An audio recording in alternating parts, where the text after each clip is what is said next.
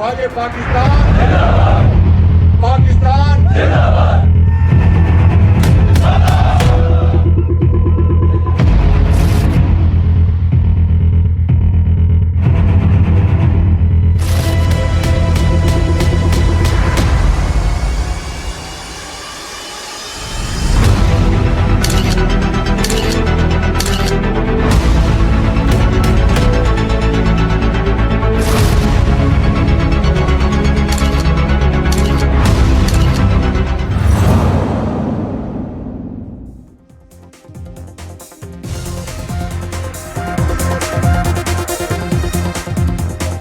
Ladies and gentlemen, a very good evening. You're watching the News Night and I'm Deepthi Sachdeva. And today the story we are speaking about is a critically important story. You might think this is fake news, but I must warn you on top of the show, this isn't fake news. Irony has died 1,000 deaths. Because Pakistan, yes, that Pakistan. Now that Pakistan now, ladies and gentlemen, hear this very, very carefully. That Pakistan now is the vice chair of the UN Counter-Terrorism Committee. The same country that sheltered an Osama bin Laden, you remember? That harbored UN designated terrorist, I'm sure you recall that. That also celebrated the jihadi generals, people who promote themselves. It's an open secret. And if that wasn't enough, it is also now leading the Taliban Sanctions Committee, that Pakistan. While India bleeds from cross-border terror, the global high table is handing the microphone quite literally to its sponsor. Why do you think it's happening? And don't forget, there is no G7 invite yet for India. And India has also made it very clear, we do not, give a damn about it. We don't care. Big powers right now, if you look across, are playing a dangerous double game. China is pulling every string, and if you're wondering what is the US doing, loud condemnations, really loud ones. Trump size, but with zero consequences. And on the other side, you have Indian MPs who've flown across the world capitals, about 33 world capitals. They've made a mark. But there is one question that still looms large. When did the terror factory start running the watchdog? When did that happen? In which world does that happen? And what will India do next? Because that is most important. I'm sure India has a game plan, and that's exactly going to be our top focus on this edition of the news. It's an important issue, like I said, so without wasting time, let me introduce a very special guest on top of the show before we get our straight questions. Let me say good evening to Lieutenant General Ashok Shivane, who's a former DG of the Mechanized Forces of the Indian Army and a strategic defense analyst, joining us, sir. Thank you so much for your time. Good evening to you. And with your permission, I want to fire first up our straight questions. Jayan, to all your viewers, it's a pleasure to be on your show. So, let's get in our straight questions. Questions that will set the tone of this conversation and that will ask questions that should be asked tonight. The first question, ladies and gentlemen, has the US ceded UN to China? Read that again carefully. Has the US ceded UN to China? Not that UN has any kind of relevance, but whatever it is, what is going on? The second important question, is China orchestrating Pak terror and also wanting to reshape the Russia-Pak ties? Look at the key players here, Pakistan, Russia, and China. The third important question, should India launch a global anti-terror front or deal with the entire issue like Israel does? Because Israel is fighting its own battle, much like India, and they don't care about the world, much like India today has set its own red line when it comes to dealing with terror. This brings us to our fourth straight question, Washington's blind spot. Lip service, just lip service, condemnation for India. But when it comes to Pakistan, safe haven, is that the new policy for the US? We'll discuss about that also. The fifth important straight question, self-interest, is that right now, quote unquote, trumping the fight against terror? Significant details that will come out of this discussion, and like I said, this is no fake news. I want to get in first up the word coming in from Lieutenant General Shivane. Now, General Saab, tell me something. When you heard this news that the terror watchdog today is going to be fronted by the rogue state called Pakistan. You know, we might just laugh this off, but the point is that India for the longest time has been the victim of terror. And this is not a matter of joke for us. Why is the world doing this? Why is the UN doing this? Absolutely, Dipti. I think it's a shame on the global community and a stigma on the credibility of international institutions. I'm not worried about the true danger of Pak's duplicity, because Pak is a rogue state and we know its agenda and its duplicity. But what is more concerning is the UN hypocrisy. The global justice has been broken, and today hypocrisy prevails. That's the real danger. An institution which is meant to uphold the global peace is now enabling its principal destroyer. And nations like US and even China in forums has been talking against for fighting the global war on terrorism.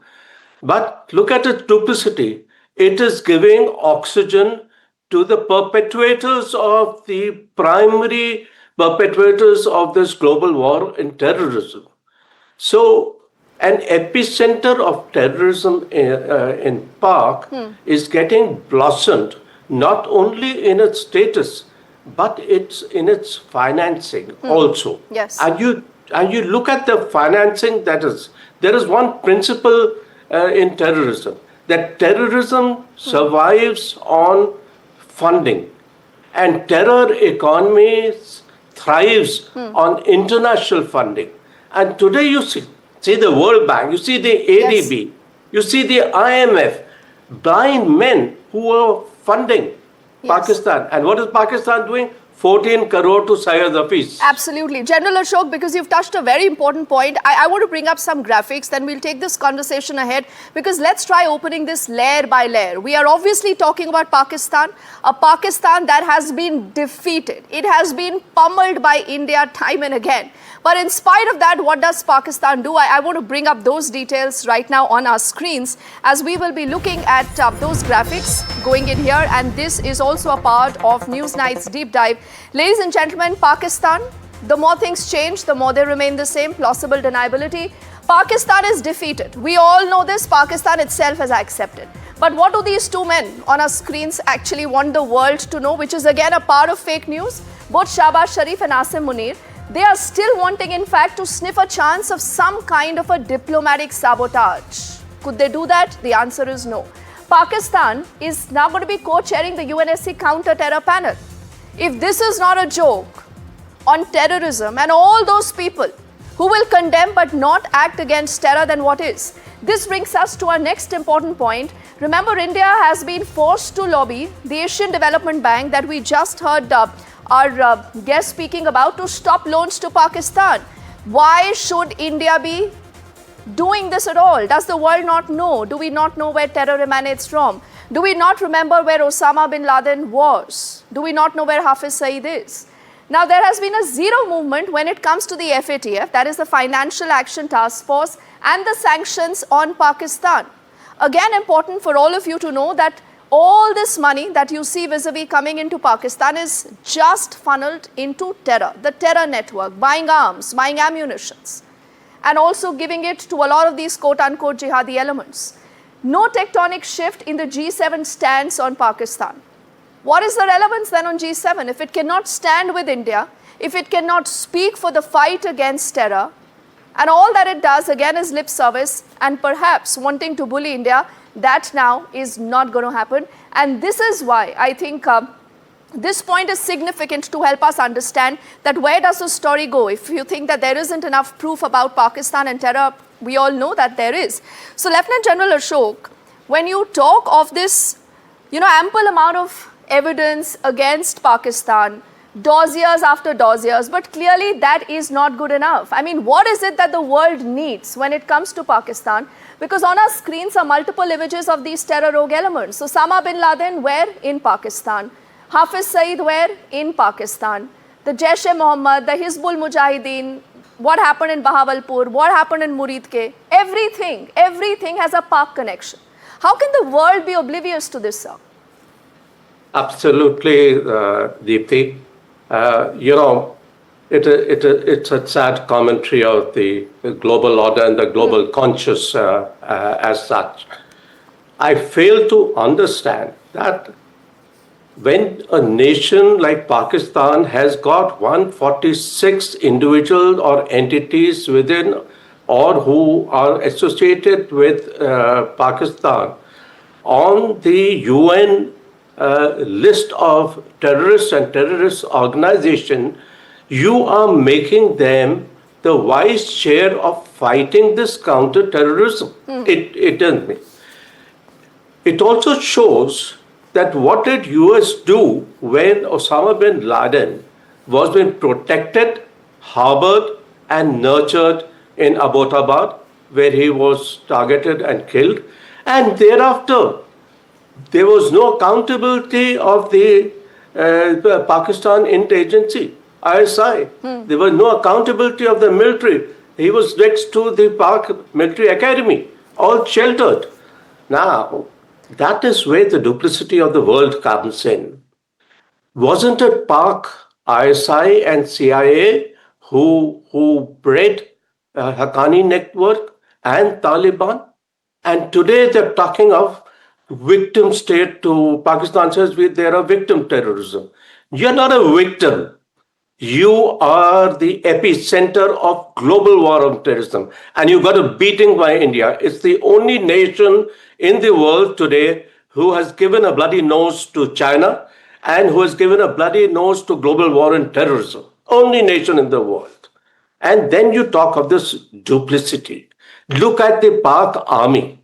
Look at their organizations. It is astonishing. The sort of organization they have, which is the Fauji Foundation. They have something known as Fauji Foundation, which is the heart center of all the money laundering. They have several such organizations.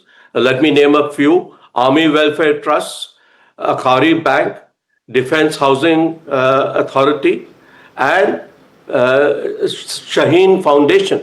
Now, what are these? These are commercial empires patronizing terror under the garb of uniform and welfare.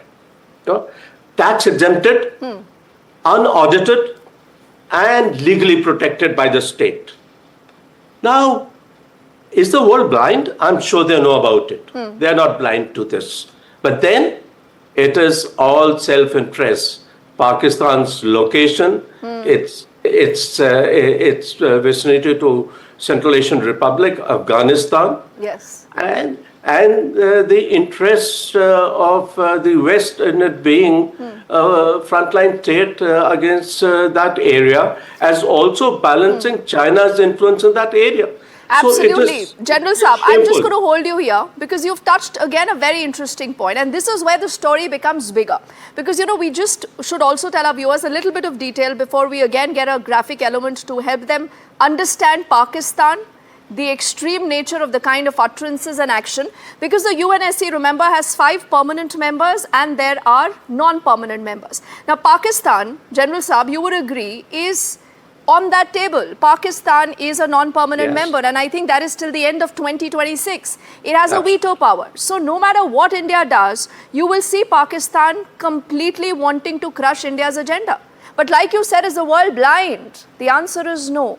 The world is only and only looking at the self-interest. So the next time all these countries tell us we are with India, we are with, India at this difficult time, we must ask them, what are you doing but? How do you allow Pakistan to walk away with money when it comes to the IMF? Why is it not going back to the grey list? And much more.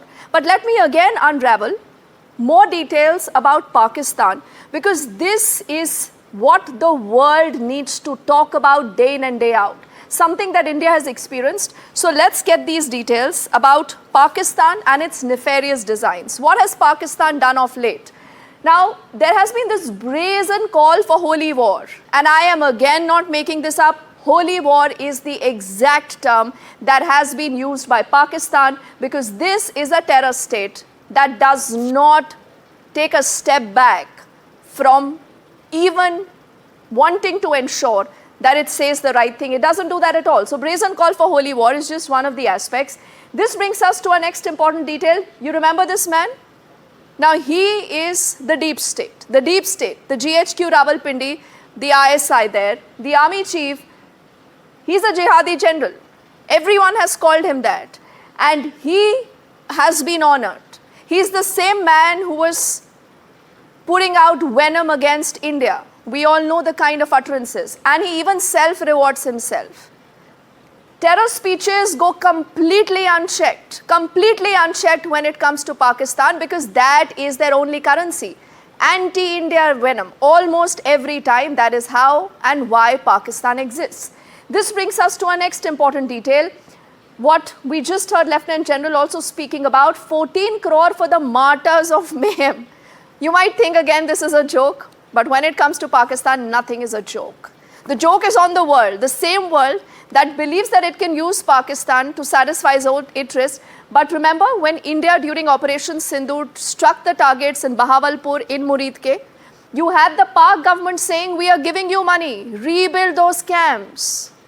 14 crore, that is what Pakistan does with the money that it says it needs for development, for its own people.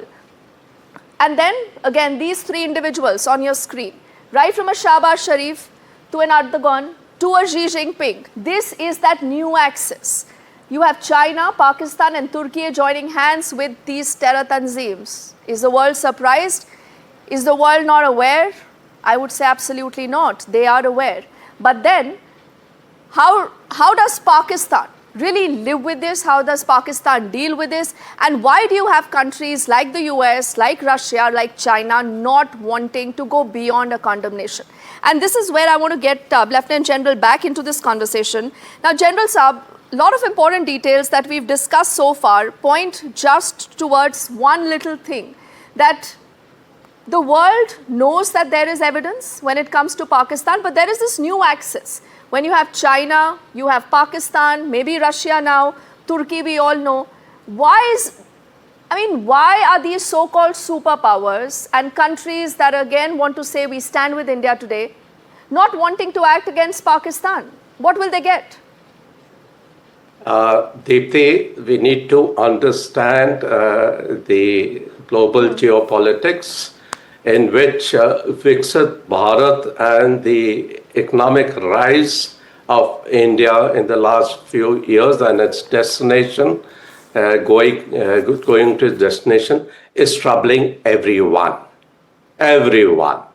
Because it upsets the apple cart of many in the future. Please look at what Pakistan is to China, Hezbollah is to Iran. China doesn't want to fight India, but it wants to weaken India. It wants to stymie its rise. So what's the best proxy through Pakistan?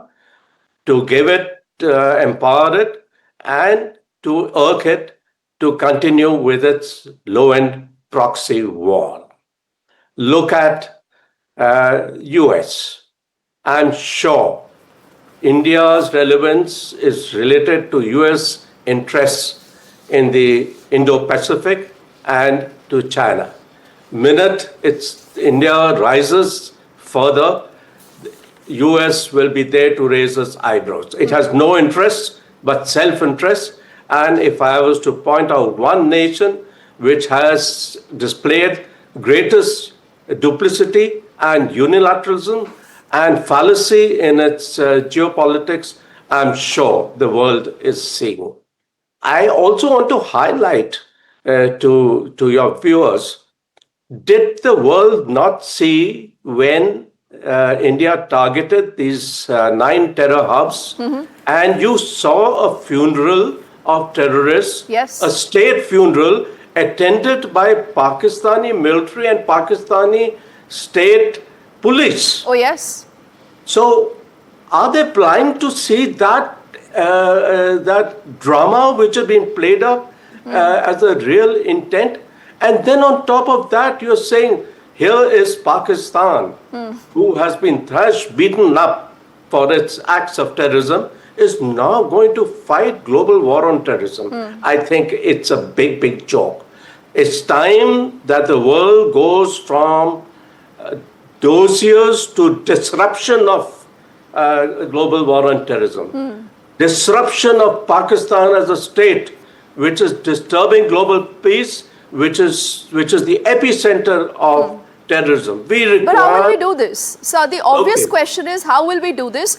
But before that, I again want our viewers to understand some more details. And I'm just taking a cue from what we've just heard from General Saab about this, the hypocrisy. You know, how you see a lot of countries responding. And I want to begin by looking at the US. Because off late, remember, there has been this blaring conversation that US, part of the Western media, again has been wanting to peddle that it is the US, it is Donald Trump that, remember, has tried to mediate between India and Pakistan. It is the US that stopped the war, remember? Again and again, India has said nothing doing.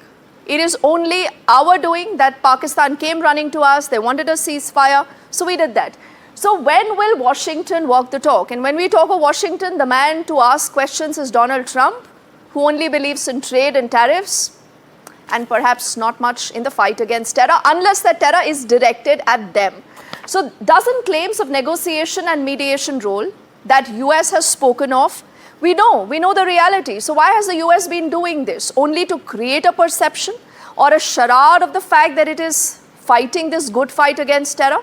The answer, like they say, is blowing in the winds. Let's bring the next important detail of Washington and a lot of these strategic differences that you see. Remember, they equated India with terror exporting Pakistan. The very fact that you hyphenate India, which is a victim, which has borne the brunt of terror, with an exporter of terror, that is absolutely wrong. It is not done. This brings us to our third important point, silent on China's backing of the extremist Pakistan.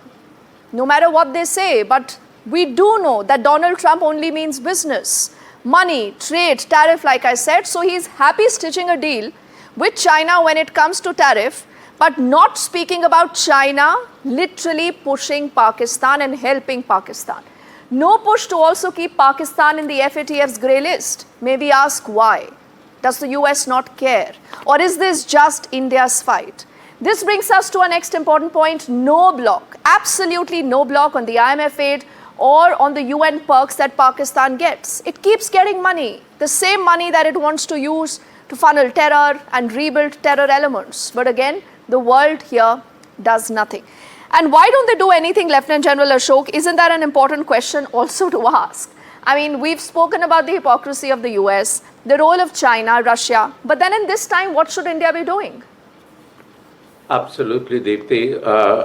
I think it's time for India to move from the erstwhile concept of dossiers to disruption in Pakistan's war machinery, which aids and abets terrorism. And I think, to my mind, there are 5 pillars for the strategy which must they garner global support. If not, today India is well prepared to fight its own wars with its own material and with its own terms and teach our adversary a lesson. But I think the larger strategy that we need to bring about in the global arena to bring in some sense in this madness which you are saying is, firstly, I think there is a need for a legal warfare, a UN resolution culminating into accountability of the global aid towards terrorism. You've seen whenever there is a global aid being given to Pakistan, yes, there is a spurt in terrorism. Absolutely. There is no accountability. So there must be a strategy which seeks accountability and legality. My second point, which I say out of the 5 pillars, is a financial warfare, where we must bring into this aspect of IMF, ADA, and World Bank as such. Do we know that this money from the IMF, which goes to Pakistan, is given to contractors which have military linked and pilferage takes place? There is money laundering day. Yes, sir. Shouldn't there be a blockchain style transparency and tracking system about it? And instead of money, give them aid in terms of their needs as such. Okay. I think we're also talking a lot of what India needs to do, but I think the world also together needs to walk the talk when it comes to walk the terror. Only for want of time, Lieutenant General Ashok, it's been a pleasure, sir, speaking to you. We look forward to connecting to you again because I'm sure we haven't heard the last word yet on that story. Thank you so much, sir, for joining in. And let's now move on to also get you a quick round, just a quick round, in a few seconds of what has been India's message to the world, the big global outreach. It's not that we can't talk to Pakistan. I was joking the other day, we can speak all the languages they can speak. And we're very happy to dialogue with them in any of those languages. The problem is we will not dialogue with people who are pointing a gun at our heads. I mean, frankly, if your neighbor unleashes his Rottweilers to bite your children, and in fact to do worse to your children, and then says, let's talk. You think you're going to talk to him until he either unleashes those Rottweilers or locks them up in a kennel or puts them to sleep? There were efforts, silent efforts or indirect efforts made from embassy of our counterpart, Pakistan, but they were not successful. And we received a very warm and good response from Malaysian government. We met the Speaker of Malaysia. And also we have put forward our agenda on how we... What is our parting shot tonight? What happens when the terror sponsor becomes the terror watchdog? That is the question you must think about. The global stage, remember, has just handed Pakistan the reins of counter-terror leadership. While India, that is the victim, is watching from the sidelines, but India is well aware of what it needs to do. Then you have China that is playing the puppet master. The US stays mute because it is talking of its own interest. So all these big powers, very big powers who believe that they are big powers will play big games. And then India's fight against terror, remember, is lonelier, but India, like Israel, will continue to fight this lonely fight.